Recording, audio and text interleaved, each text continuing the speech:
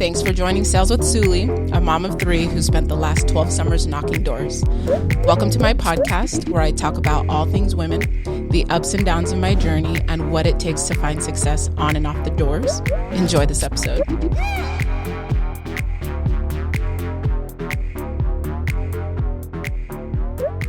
Welcome back, friends. Today or this episode, I kind of want to address those of you women in the space who are caregivers, those of you who are the moms in the families and the breadwinners, those of you women out there who are tending to nieces and nephews and just kind of like trying to, or even you single women out there. It's been so fun and fascinating to watch and follow some of you women who've kind of like reached out and asked how have I been able to navigate this space and be able to continue to provide and perform at a very high level. And I'm kind of excited just to kind of go over some of the tips and share a couple of stories and struggles that I had while being in the space as a mom or momapreneur, I guess is what my husband calls it. The reality of me and being a mom in this space, I've kind of lucked out because I have a husband who's just super supportive, but it hadn't always been this way. I'm not sure if I've shared this story on one of my episodes, and I don't talk about this story often just because I've had a lot of childhood trauma and a lot of things that just kind of like shaped who I am now, that I've had to do a ton of work on myself personally to be able to get to the mental space that I'm currently at now. But back before doing a lot of work on myself, it was probably in 2013. It was when my son was born. My husband, he was in the welding industry.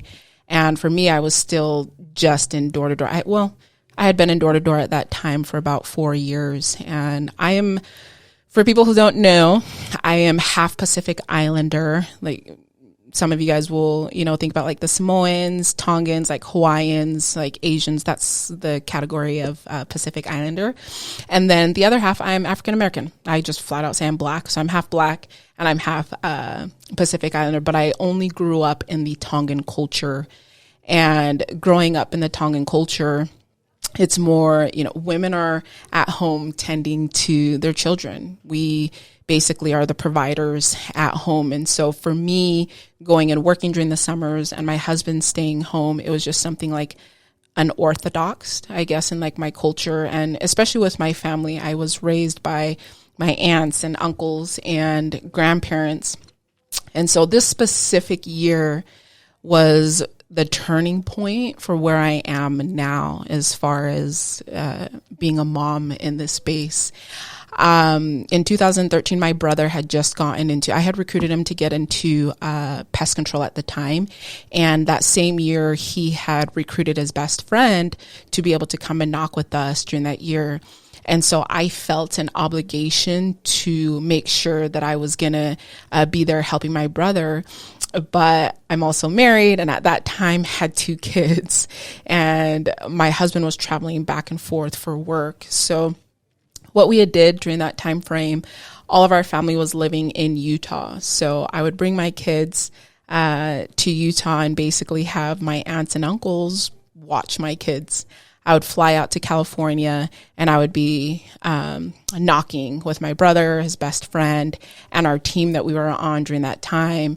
And my husband was off, like working and doing his thing as well. And so our kids were basically being watched and raised by my aunts. And it was hard on the two of us, but more so for me culturally, because when I would come home, one of my aunts specifically gave me an ultimatum, and it was like, hey, like, this isn't right. You should not be out there.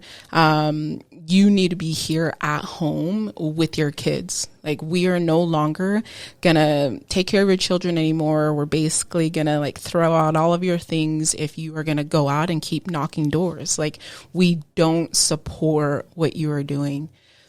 And it was super hard during that time to be able to accept knowing that I was in a space that was going to be able to turn around and provide a ton of freedom for myself, for my husband, for our kids. We weren't there yet. I saw the vision, but there was just a lot of obstacles that I was just facing during that time. My husband and I, we hadn't been on the same page, as well as deciding like I'm definitely an anomaly in the sense of, having this like vision and wanting to be the breadwinner. And during that time, most of us and most of the men in our life, they want to provide. They want to be the one who's going to be taking care of the family and, well, the financial aspect. And so at this time, it was a lot of push and pull between he and I, and then like the push and pull between my family and I, and just that kind of support. And I share this story because one question specifically that was asked of me by one of you women who had kids and you were raising your kids by yourself, you're like, how do you get your family on board? Like, how do you get people to see the vision that you see and be able to provide the support that you needed?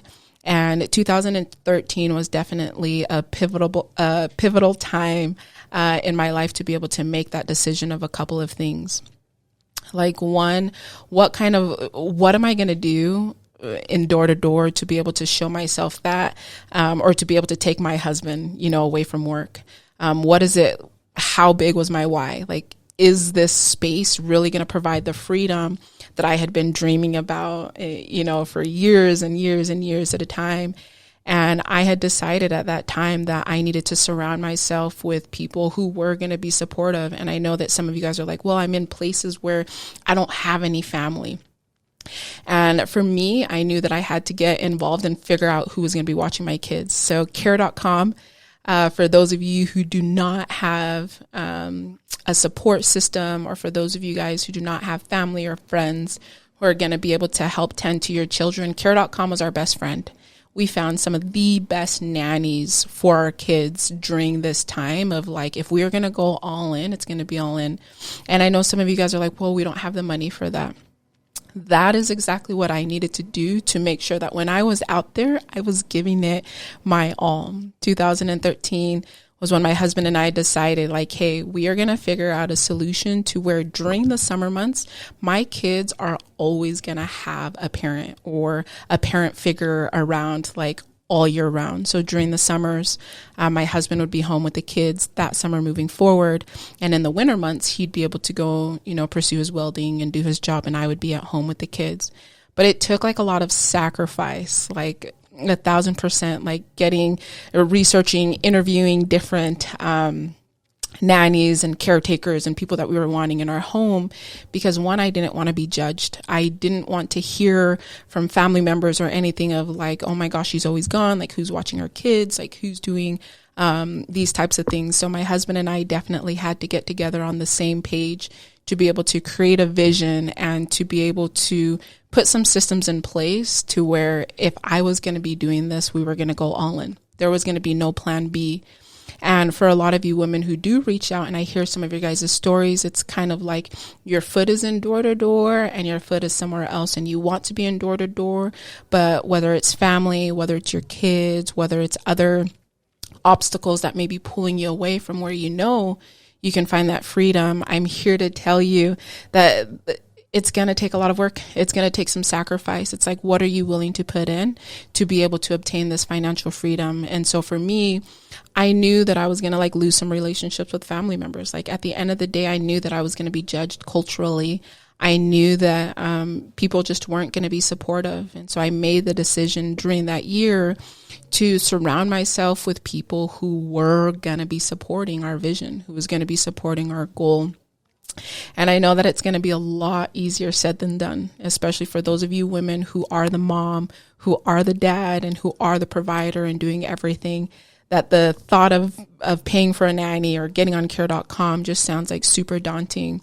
But because of door to door, because of this space, because of that story in 2013, and basically my aunt telling me that my kids and I were going to be kicked out, my children now have the freedom and the lifestyle that that I was praying for in 2013. And don't get me wrong, it was a ton of work. It was a ton of tears. It was a ton of hours put into, not just on the doors, but basically off the doors of showing up for my kids, showing up for myself, and showing up for my husband.